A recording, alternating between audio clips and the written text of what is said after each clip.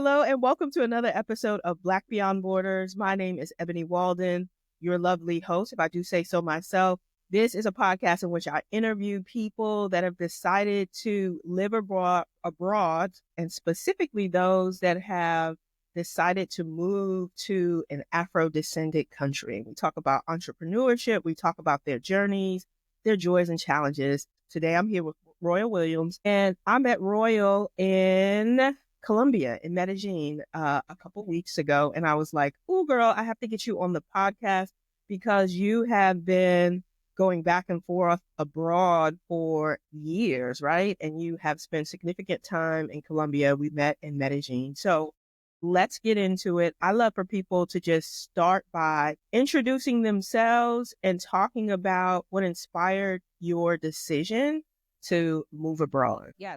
Thank you for having me, Ebony. First, I'm just so glad that we met. Just the way that we met in Medellin, it just felt very, I don't know, there was some type of synchronicity and things like that. So the fact that I'm even here on your podcast after meeting in Medellin, that's just, it's in a whole other story. But I'm happy to be here. And to answer your question, though, basically what made me go abroad was I was sick of the U.S. and I didn't realize that I was sick of it until I got out of the U.S. to study. I studied Spanish in Spain. And that was the first time I was like, oh, this is different. This is something that I've never experienced before. It's better. I like it. And then I ended up doing an internship in college in Ecuador for 3 months. And that was the second time I was like, oh, where did you go in Ecuador? I lived in Quito. I really loved my time there. It was like, okay, this is different, but I liked it. Anyway, yes, Quito reminds me a lot of Bogota. I lived in Bogota, but I don't know. I like Quito a little bit better, and also it's easier because they take it's the dollars and yeah. But we'll have to talk about our Ecuador experiences. So yeah, then I went to Ecuador for 3 months, and that's when I really was like, I don't want to be back in the States, because I would get back to the States and just kind of feel a loss, I would say, like I was longing for something. And so then I figured out, hey, I need to get out the States. I'm a broke college student. How can I? So I had like all these dreams, no money. And I found this program that basically got me to Colombia as a volunteer English teacher. And so 2 weeks after I finished college, I was in Colombia volunteering. And yeah, that's basically how. So what part of Colombia did you start volunteering, and then lead us up into your current journey? Oh, but see, that's not that simple. There's so many. It's not like a point A to point B. It's a point A, and then there's so many things. Girls, such is life. So right. If I go off on a tangent, it's because there's a lot of tangents. It's okay. That's my job to bring it back. So go ahead. Okay, so Colombia, 2013. I moved as a volunteer English teacher, never taught a day in my life. And it was in Bogota. Ended up liking Bogota and was like, hey, how can I stay here? I was lucky enough to be able to get a job in a private school. So I got in a private school teaching English, and that kind of was able to help me along the way to continue to teach English in Colombia. So I was in Bogota for about 4 years. I went to another city called Valledupar for a couple of years. Valledupar is on the coast. It's hot. It's like 98 degrees every single day. It's a different vibe, a completely different vibe than the cities. It feels a lot more authentic to Colombia because people are just down to earth. And, Medellin, you can get into the fancy areas and but it's a different vibe there. And then I was like, I want to do this forever. And so I decided to go back to the States and become a licensed teacher. I was a Spanish teacher when I was in the States. Okay. I taught Spanish for 2 years in Texas, got my teaching license. And then I was like, hey, I can go to Dubai. I can go, decided that I wanted to travel around the world instead, take like a little year to travel. Fortunately, I started in Colombia. And I say unfortunately because something about Colombia has a hold on me and a pull. There's some type of, I don't know, in the air here that I just get stuck here. Oh, you weren't going to travel the world. You started in Colombia. And I started in Colombia. So what ended up happening was the day I went to go visit my old job was the same day an English teacher quit. And so they're like, hi, would you like a job? And I thought, well, I've saved, I can go travel for a year. Okay, why not stay a little bit more? Why not? I already know the school, housing is paid for, I get a paycheck, I can save more and then even travel more. So I was like, okay. And I stayed. And then thank God I did, because it made me realize I don't like education anymore because of the Okay. administrator.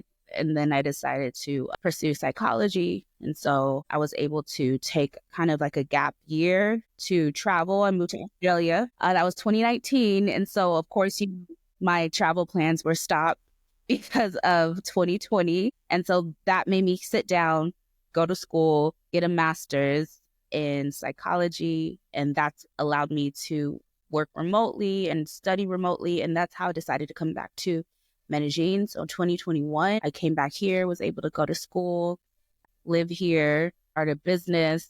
And then now I'm just kind of, on that track now. So that was a very, very condensed. No, girl, you did good. You did good. So, kind of backtrack.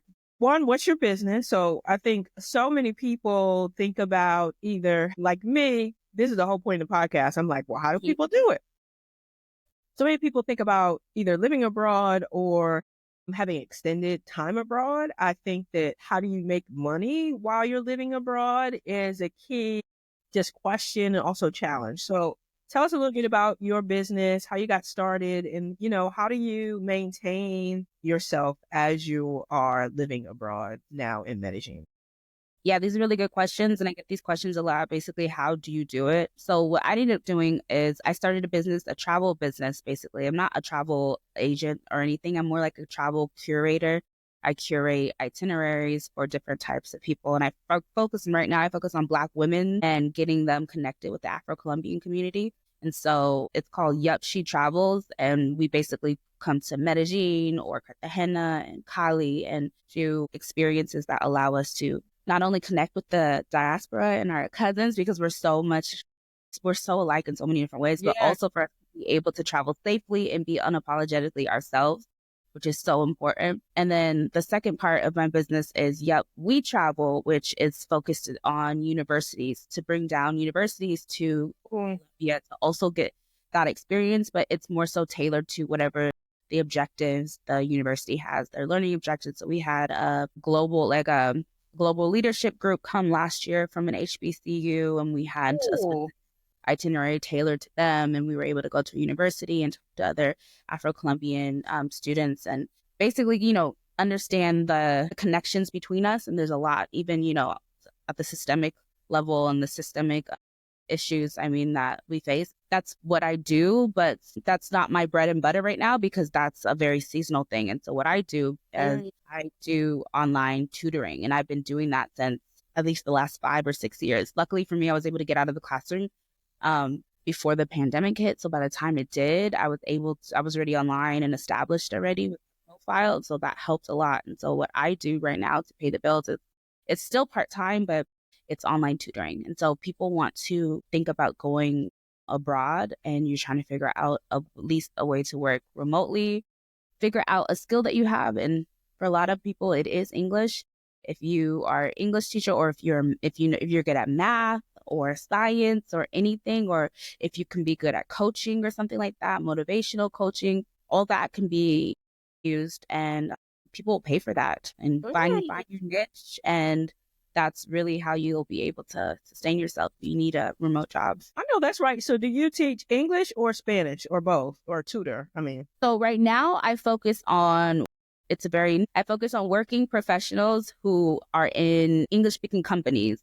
And a lot of them are American English speaking companies. So it's kind of like a culture learning class as well. So we talk about, like, what is a Karen? And it's mostly conversational. And so it's having them be comfortable to talk to their coworkers and not, accidentally, say the wrong thing, at the same time improving their English and talking about politics. Most of my students are Ukrainian. So if you can imagine, those conversations over the last years and recently, they've been really interesting. But that's my niche, though, or my niche. I don't even know how to say it. It's niche. Like I prefer niche. Yeah. Technically it's niche, but Americans butch up everything. It could be niche. We do. We just kind of make everything our own, and then everybody just kind of conforms to us. Like, unfortunately, it's so unfortunate. So like, it's an is there a that we company have. you work for that does this, or this is really interesting? Yeah, so there's different platforms. So Okay. you can, launch on your own. I do work on a platform. It's called Preply. I like that platform because you can, set your own prices. And so, I would say if you're going to start doing it, some people say start low, charging $5 and then go higher once you get a reputation. I say don't do that because the $5 clients are the most demanding.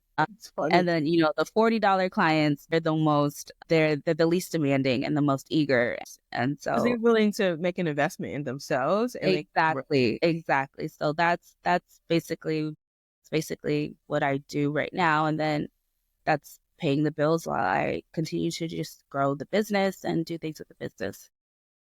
that. So just context for listeners that we didn't say before. So I met Royal when I was in Medellin a couple of weeks ago. And our first interaction was we were both going to the Festival of the Diaspora, which is essentially a conference bringing African Americans and other Afro-descendant, primarily there's other racial and ethnic groups there, but it's primarily Black people from across the diaspora.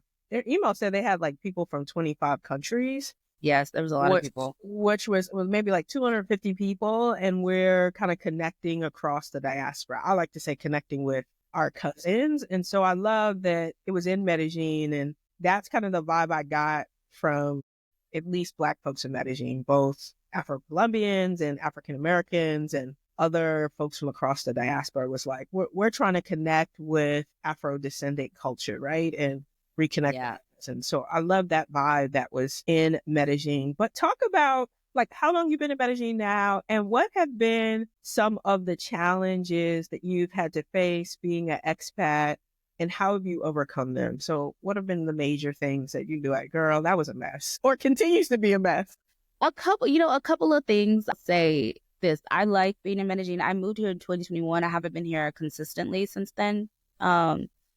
But for most of the time I've been here, and I would say I love it. I love how it's developing. I love how there's always something to do. Bogota was that before for me. There was always something to do, but now it's Medellin it's Bogota with better weather. But I will say the climate of what's it called, the digital nomad is kind of making things a little bit more difficult because we're in this Airbnb bubble I'm looking for it to burst. And so I was just telling people how when I first moved here in 2021, and it wasn't the first time, I was here in 2013, actually. The Parqueyeras, the Provenza area, that it was quiet. You couldn't hear it at night. That is popping now, really. Nothing there, right? So then fast forward to today, it's booming. It's like a Vegas strip type energy. Yes. So, and I love that because it's so many things to do, but unfortunately that's driven a lot of prices up for things. And so I was telling somebody, when I first got to Colombia or to Medellin, I had an apartment in Poblado and it was $500. Yeah. Same apartment is well over $1,000 now. In the past couple of years, good God. Oh, yeah. Oh, it's insane. I used to be able to live in Medellin on just $1,000 a month and not even look at my bank account. I was just like, oh, I want to go out to eat. I'm going to go, a cab, do whatever, Uber Eats or Rappi all the time, plus rent, $1,000. Those days are long gone. Because it's this, and it's great that people are discovering it. Unfortunately, Airbnb and what's been going on around the world, people realize, hey, I can make 2-3 times my monthly salary, maybe have this room or apartment. The gringos are coming here, as what they call us. The gringos are coming. They're rich anyways. Let's just jack up the prices. And so because I know what the prices are, I refuse to pay them. I refuse. And so I find myself like living in like other places, paying a more fair price. Yeah. Well, out of the like tourist strip or whatever, or places. Yes. Yeah. So when I was on a tour there, somebody was telling me like it's one of the fastest growing Airbnb spots in all of Latin America, right? And that makes sense because even my Airbnb, and I said, this is not expensive, but it's definitely not cheap. Right. If you compare to, I'm like, okay, transportation is really cheap. If you don't eat Western food, it's cheap. If you want, you can, if you don't eat Western food. That's how they get you. That's how they get you. They go, you know what? Everything else is cheap and you're paying less money than you would in the US. So who cares if they're paying, $1,000 or $800 a month for rent? That's a lot of money when the average Colombian is making what, $400 a month. I think the minimum salary is $300 a month. And so people paying $1,000 for rent. That's It's crazy. good if you're from New York or something. Yeah. Everywhere else is cheap, but there it's like, yeah, That's that's a lot just, of money. yeah, that's the same thing that's happening. So I was in Senegal for a couple months in November and December, and I think the average wage there is like $200 or $300 a month. But if you go for an Airbnb, then now their Airbnbs are actually really expensive, like between $1,000 and like $1,800. The local people Right. are not, but if you want a nice Airbnb that's on the water, you're paying. So in comparable to here, it's not obviously as expensive, but compared to the folks, you're just like, what you pay for Airbnb for 1 month, it's like 6 months of somebody's salary here. Exactly. Yeah, and I think that that's something to be aware of as someone going to, like, you don't want to be a part of the gentrification, like basically making it unaffordable for people who live there while you're also actually really, Yeah. really connected to the vibe of the place, right? So that's always a balance. Exactly. But I think what I usually try to do is Airbnb sometimes is you can't avoid it. I try to go there to a place for a month, and then while I'm there, I'll start to meet people, boots on the ground type stuff, and then try to get off of Airbnb. So at least not only will it be a fair price, but then it doesn't continue to contribute maybe to the problem, because that's always in the back of my mind as well. Like, how can I be a responsible either tourist or immigrant wherever I am? Yeah, so walk us through that, right? So you're like, okay, I stayed there for a month, Airbnb, because I know what I'm going to get. And then, so like the place you live now, do you just have a lease? Did you meet somebody who be like, I got a place? How you get furniture in other countries? It's furnished. Like, walk us through how much you're willing to tell about like what it looks like to negotiate a Yeah, rent. well, so a couple of things. If you do decide to come here and be a teacher, for example, a lot of the teaching salaries, they come with housing, and that comes with furnished. So that's something. So for many, many years, I didn't have to worry about that. Once I got on my own, though, and I wasn't in the schools anymore, then that's what I would do. Like I said, I would do Airbnb because that was just the easiest thing. And then I would start to meet people. Now, there's lots of WhatsApp groups. We have a WhatsApp group. The Black in Medellin group is one of them. There's a Black Women in Colombia's group as well. Then you just start to get in the WhatsApp groups, and some people will rent out their places to you because they'll be gone for 5-6 months, or they'll know somebody that knows somebody. And so it's a lot of word of mouth. It's a lot of why the community that we have here is so important. So then you don't have to get stuck with Airbnb. And then usually what happens is you get out of Airbnb, you sign a contract with somebody. They may or may not ask for a deposit up front, but a lot of us, we end up getting furnished places, which is it wasn't really common before Airbnb kind of took off, but you really had to go through a long process to get co-signed. And it's actually kind of a hassle if you want to do things unfurnished, to be honest, for a foreigner here. But the best thing though is just knowing somebody. So getting down and figuring out what the WhatsApp communities are, or Facebook. I guess in every country is a little bit different. Some people do better on Facebook. Our communities are really on WhatsApp. So that's what I would say. I love that. And then what have been some of your biggest joys about living in Medellin and kind of Colombia? It sounds like you've lived in a bunch of different cities in the country. So what are some of your particular joys? The biggest, I would say, the joy would be being able to see myself, understand who I am outside of the lens of the U.S. That's what I would say. That's been the biggest joy, because I feel like, when we're in the U.S., there's these schemas that are placed on us, these tropes that are placed on us just automatically from walking in the door. Maybe we walk in the room and we're the angry Black woman or whatever. Now, not saying that doesn't exist abroad. Maybe you experience it or see it or understand it in a different way. So when you are not seen automatically as one thing when you walk in the door, it allows you to kind of see yourself. So that's been the biggest joy, is this lightness that I feel. And I could just be delusional. Maybe that's what people are thinking. delusion works because Yeah. I feel lighter. I feel less judged. And that allows me to walk in the world in a different way. My head held higher and to really understand who I am and not what's been put on me. So I feel like the joy of being outside of the US and being in Colombia, and the people as well have been amazing. Everywhere we go, there's going to be anti-Blackness, of course, but I would say just in general, people are very welcoming and friendly. They are curious to know who you are and about your culture. It's difficult sometimes to get in with a Colombian group of people, but once you do, it's amazing. It's family. They have your back. It's incredible. And so you've already hearkened to it, but I'm going to ask you to dig into it a little bit deeper. Well, I'm going to go back and affirm what you said. Every time I've ever been in another country, particularly country where there's a good amount of Black people, I feel like the heaviness of being a Black American is a bit lifted. Yes. And another podcast, I interviewed my friend in Senegal, and she was saying that there was a Senegalese man that said, when Black people walk in the U.S., do you have to carry around the thought that somebody is judging you or treating you differently because you're Black all the time? And she said, yeah. He was like, that is something I've never thought about. I've never had to carry. And you don't know the extent to which you're carrying that until it's lifted.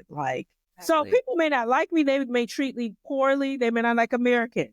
But usually when you're abroad, not all the time, because then you have opposite reactions sometimes, but usually it's not all of the baggage that comes with being a Black American. Sometimes it is, but I would say 75% of the time I feel free from that. And that freedom is something you don't know unless you've actually experienced it. So I just want to affirm, you're not delusional. I think that a lot of Black Americans go abroad and feel that, particularly to places that are predominantly Black and or open to just the diaspora in a different way. Mm-hmm. Of course, those cultures also have anti-Blackness. It's like a thing internationally, unfortunately. We can't escape it, but we also can't make it what keeps us home. We're going to experience it at home or abroad. I would rather do that, in Egypt.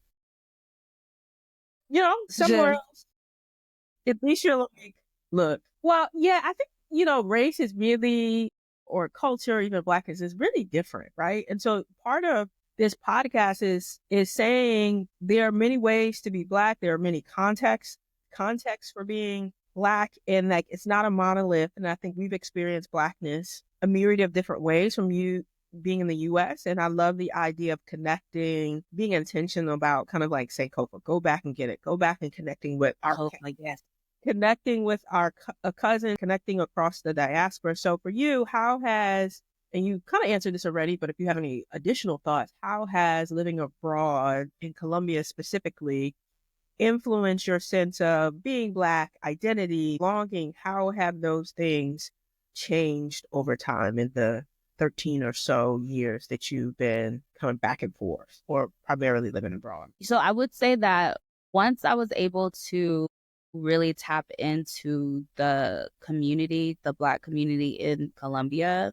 that actually, and not even talking about just people that move here from the US, I mean, the Afro-Colombians, that's really changed my experience, because one of the things that we have, one of the similar values that we have, is that the way that we express our joy and the way that we do have community and we lean on community, those things haven't changed. And so before I was in different, groups and coworkers and stuff like that, but I didn't have that really exposure. Engaging in local culture, right? It wasn't. And I was exposed to local culture, but it wasn't us. I used to live with Colombians, and that's how I was able to improve Spanish, and I was really intentional about that. But I didn't know where we were. Once I found out where we were, I was able. It changed my experience, to be honest, because I was able, like I said, see the similarities how we experience joy. We were able to do a cookout, and it was Afro-Colombian and Black Americans, and we exchanged food. So we had soul food, and they had Afro-Colombian food, and then we did the dances, and they were teaching us dances, and we were doing the wobble and the electric slide with them, and then they showed us, the games that they play, and they don't play spades, but they play bingo, and their bingo is just as animated.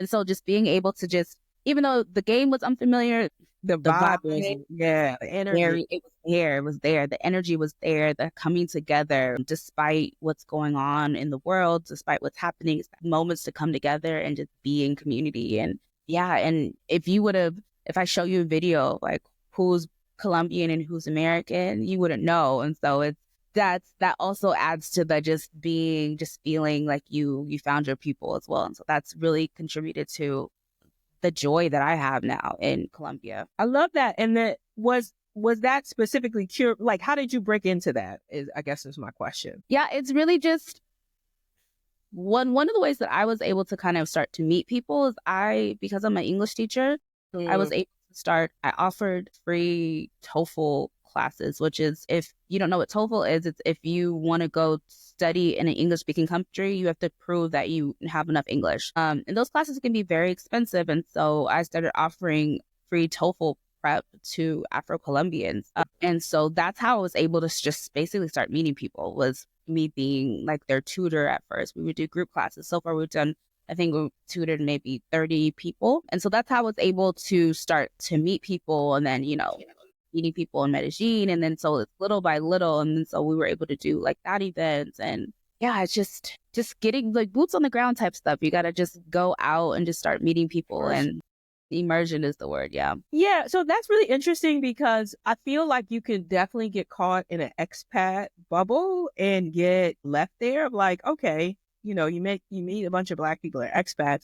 But I think the point of living in another country is actually engaging in the culture. And I think that Black Americans have to be intentional about saying, I'm not just here getting all the benefits, but I love that you're like, I want to offer something in exchange. I'm going to get some relationships and some connection here, but my fundamental and offer something that is going to give people a leg up, right? Because if they have the skill, then they can speak English. That opens up different doors for them. So I love that. There was an article that I read that my friend sent me. No shade to folks, but it just really made me think of like this little town for Black Americans that was going to be built in Ghana. I said, huh?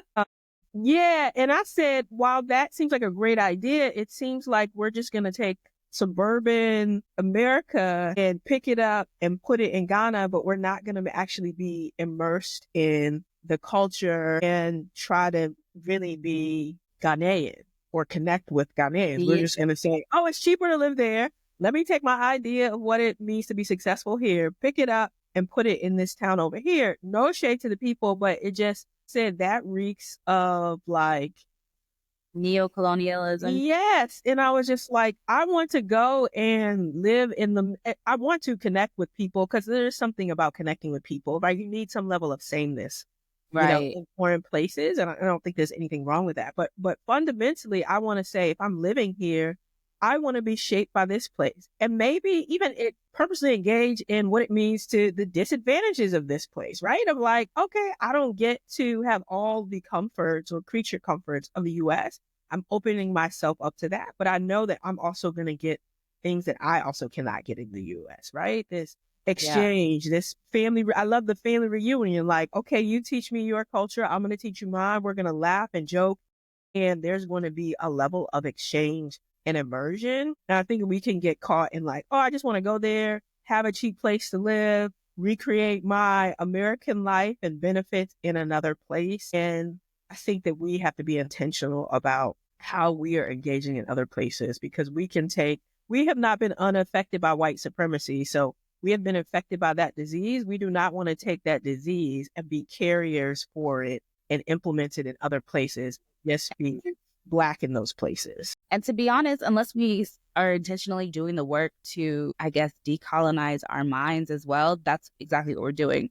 So I've had this conversation with people in Colombia where we think about, intersectionality and like the identities and stuff like that. But when you come down to Colombia or you move to another place abroad, if your financial status has significantly increased, if your power and privilege has significantly increased because of your financial status, then that means that now you're in some other ways oppressing other people. And then you're also maybe bringing over your Americanized way of thinking and being. And trying to change the area where you are instead of adapting to it.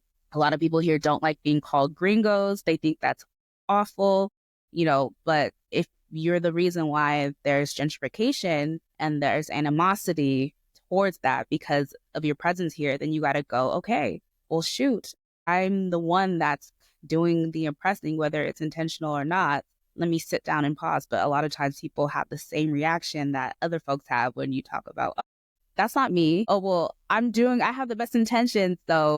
They must not be talking about me. It's no, they are talking about you. And it's okay to, feel it. The hit dog is hollering, but then it's like, try to do better. Yes, right. And the do better part, people are not, I think it's just not just a go to place to be extractive. Even if the extraction is the benefit you have of going there, and we can take our American dollars and then like, oh, we can go be free and privilege other places. No, you don't want to be a part of be conscious about it. And I think that is really, really important. Yeah, it's really difficult for people to have that idea in their mind that they are on one hand oppressed and then also contributing to the oppression. It's like they keep those two ideas in their head. It's interesting.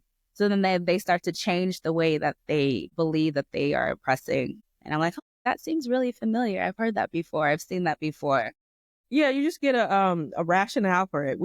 Humans can rationalize so many things. Mm-hmm. Like, so what does it mean to be conscious? What does it mean to allow a place to transform you, right? And your expectations and the ways in which you move throughout the world and say, oh, I actually need to do better. How do I integrate and contribute to this place and not just bring my privileges and try to suck them all out of here and really don't care about how that's impacting local folks. So I love the encouragement, conscious travel. Yeah. So a couple of things as we start to wind down. Give me your favorite foods, cultural practices. Give us a flavor. If folks haven't been to Colombia before, there's different regions. Give us kind of an overview of what people can expect if they wanted to come to Colombia, and then some of your favorite things, food, places, pieces of culture, whatever. Okay, so Colombia is one of those places where if you've seen one region, you've only seen that one region because it has so much diversity. I mean, there's the coast, there's desert, there's the mountains, there's the desert and the ocean together. There's so many different things. So I would say one of my favorite places that a lot of people don't go to, actually, it's the northernmost point of South America, and it's pure desert. Pure desert. But there's beautiful oceans and dunes, and there's a people there it's an indigenous group called the YU group. And the YU group, I believe they have Colombian and Venezuelan citizenship, but they basically they're one of the few people that were able to fight off the Spaniards, and they're very proud about that. And they have a matriarchal society, and they're very spiritual, and they make artisanal goods and things like that. And so I like going there just because it's a completely different vibe. And what is it called? What's the place called? The La Guajira is the area, and the place that I'm describing it's called Punta Gaita. But all through La Guajira, you'll see the YU people, and it's a great place to immerse yourself, but also get a totally different part of Colombia. They're indigenous, but they're our color, a lot of them. So that's also interesting as well. And then I would say, of course, Palenque, going to Cartagena, then going to Palenque is one of my highlights. It's one of the best things. Every time I go there, I learn something new about Palenque, the first freed towns of the Americas, the story about how we were able to, as a people, preserve our heritage and our culture by being insulated. A lot of those traditions from Africa are still there to this day. So to answer your question, it's really difficult to answer your question because there's so many. You're just like this part. Yes. That's what I loved about Cartagena, and I connected with. So most people, I think people know, but they don't know that the Spaniards conquered South America almost 100 years before the British were coming over to the U.S. So their slave trade started in the 1500s, right? And so a lot of those folks came through Cartagena, which is on the coast. And the Palenque is like, I think, the oldest free town of escaped enslaved Africans. And Yes. it's just like, wow, right? Connecting with that shared history is beautiful. Okay, so we got those two. What about favorite Yeah, yeah. things, Medellin? And if you go to Colombia, what's your recommendation for to eat or drink? So I would say, to be honest, I mean, if you want, I just saw an article that said Medellin is the third best place to eat in the world, and that is a lie. I'm pretty sure they paid for that promotion because Medellin, the food in Medellin is very mediocre. You have to, try a lot of things to find a lot of good places. But I would say a sure thing if you want to come to Colombia, or at least Medellin, find the Afro-Colombian spots because that's where the seasoning is. That's where the good food is. You won't get these dry arepas that taste like cardboard and people are proud of. No, no, no. You get actual seasoned food. There's a few dishes from Afro-Colombian dishes like the tamal, like the tamale. I think that's how you say it in English. It's a tamal. It's really good. It's basically rice and different meats and things and vegetables wrapped up in a banana leaf. That's something that I love, love, love. There's a chef called Dior. She has a restaurant. I think it's called Anchiota. That place is really good. Yeah, so you come to Colombia, just try to find the Afro-Colombian food, the food from the Pacific coast. Or if you go to Cartagena, it's the fried fish with the coconut rice. And but if you are gonna eat other food, sometimes you can get a good ajiaco, which is like a soup, just potato-based soup with. I love this soup. Yeah, It's like, I think I had fish in mine and like maybe like a yuca-ish. It was a couple different types of potatoes and it was. yeah. Sometimes the soups, they can do a good soup. Stick to the seasoned food, and that's gonna be Okay, second to last question. How is connecting? You living abroad, you've done it for years, so your family probably is accepted like we're just out here living abroad. But how do you maintain those connections? What has connection to family been like? What has romantic connection been like? I had you laughing because you were like, what has worked for you? I said, girl, nothing. Nothing has worked for me in the dating department. So how has dating been? How has been connecting to or staying connected to your friends and family in the States? So this is that 2-part question. That second part could be a whole podcast in itself. It's dating while at least in Medellin is really interesting. That's just, I don't recommend it. If you are a Black woman, don't do it to yourself. Because come on, give me something. Okay, I know we don't have that much time, but all I will say is this. Medellin is now, the men come down to Medellin for a reason. Okay. They come down here to pay to play. And they also come down here because they could pay to play. They come down here looking for non-American women, at least American men do. So you come down here, you'll be around Black American men, but they're not looking for you at all. They're not checking for you at all. So a lot of us end up who are looking for that because we want to be with a Black man. It's difficult. Now, if you do end up going with the Afro-Colombian man because of maybe like the pay gap differences, that's also difficult because then there's this, machista more culture, then they're kind of expected to pay for things, but then maybe your paychecks don't align or the quality of things that you want to do, some women can't rise to the occasion. So then that's really difficult. And then if you do decide to date outside of that, you want to go date outside your race, you got to worry about being fetishized and that kind of thing. So we got a rough way to go internationally. And here in Medellin, I would say it's very difficult to date. So if you really, really want that, I would say it's come here with a partner. Don't come here and try to find a partner. We had a whole conversation at our table when we were at, how do I pronounce it? Jamaicita?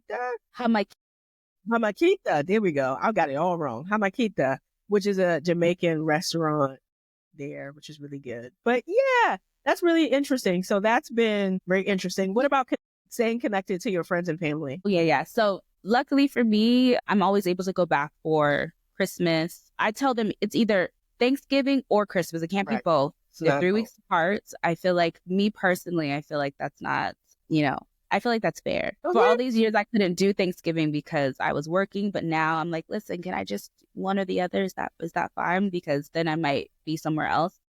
But then also graduations. We have so many graduations over the years. And so I'm able to come back home for 2 to 3 times a year.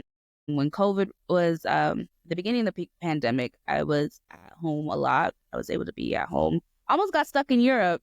That's a different story, but I was able to be at home and connecting with friends. Sometimes they come and visit here. I have some friends that we only see each other when we're traveling because we're also travelers. And so it's really getting creative with how to stay in touch because it can't always be coming back home and they've moved away. It has to be like, hey, let's meet up in Ghana. Let's meet up. What's our basically yearly trip? Yeah, so my friend asked me, my sister asked me like, "Oh, do you miss home?" And I was like, "No." Well, and I said, here's my special context, right? I already don't live where the people I am closest to live, which means I'm already used to using digital means to connect deeply. My college friends don't live here. That's what I'm closest to. My family lives in New York.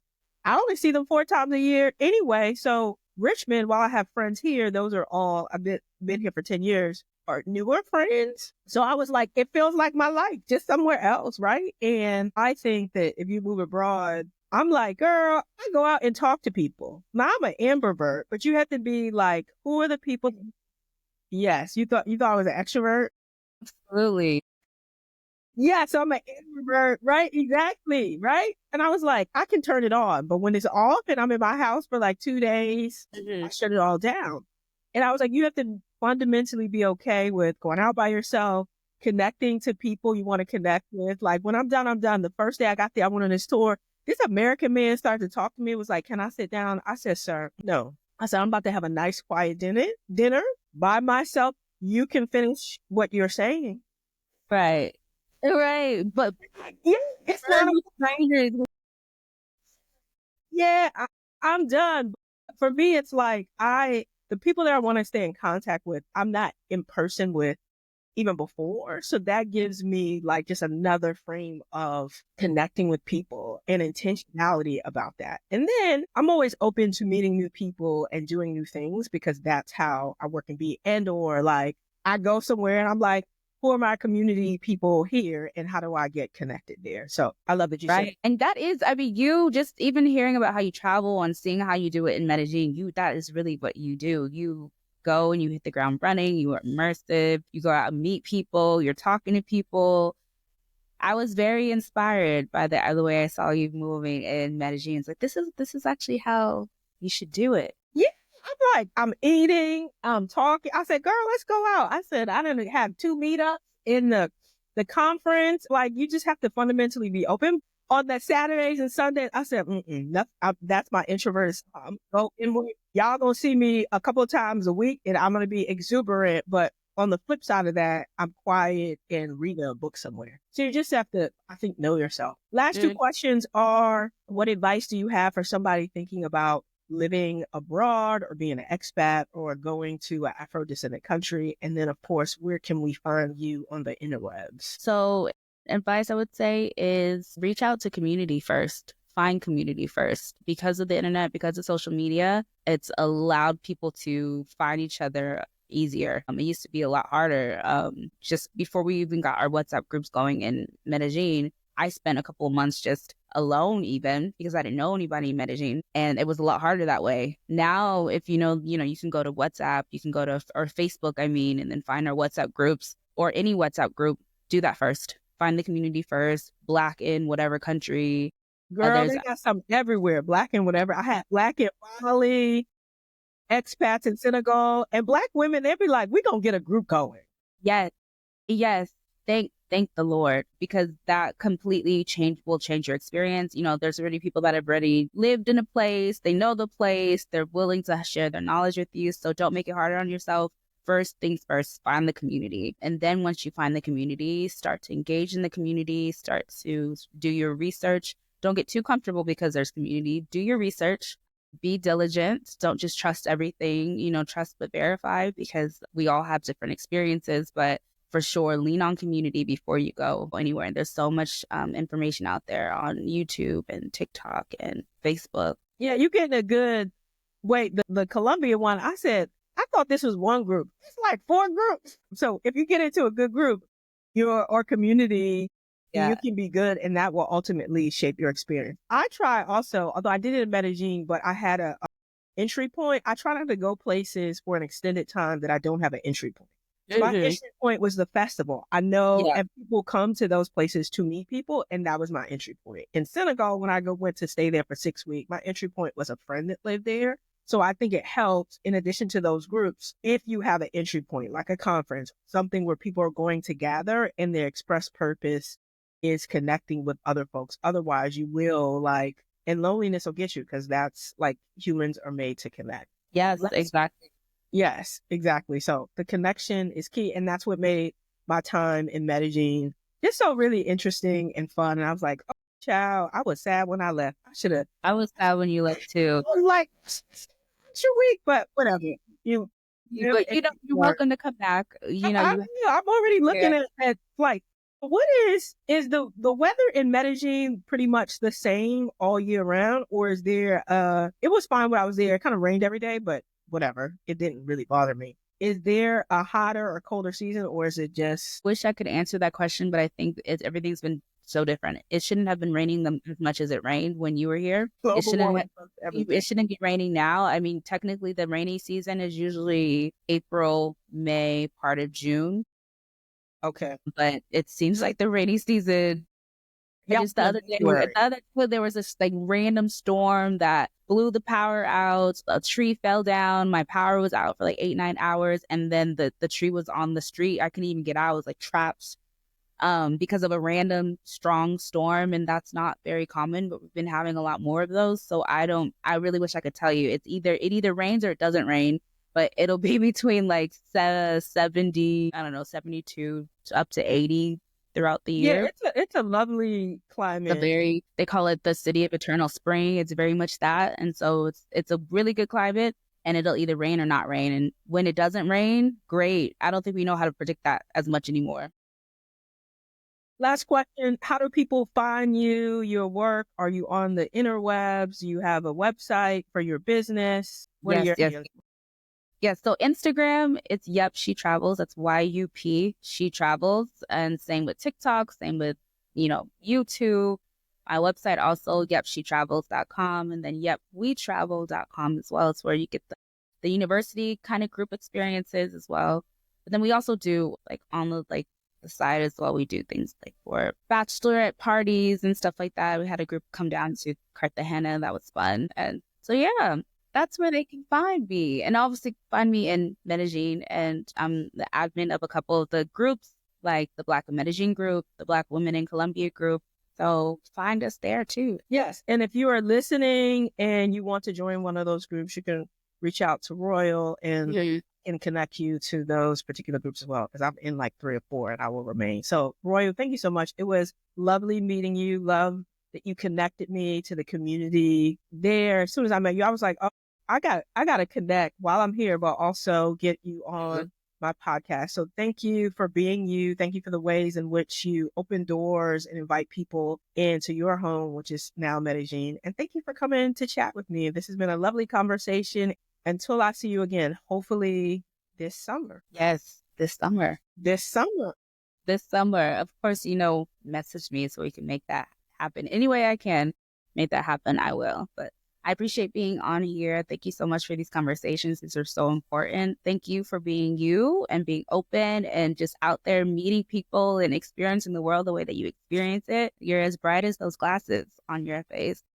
My yellow glasses. Yes, I feel like that is those glasses. Those are you. That just shows that's like signature piece. Yeah, right.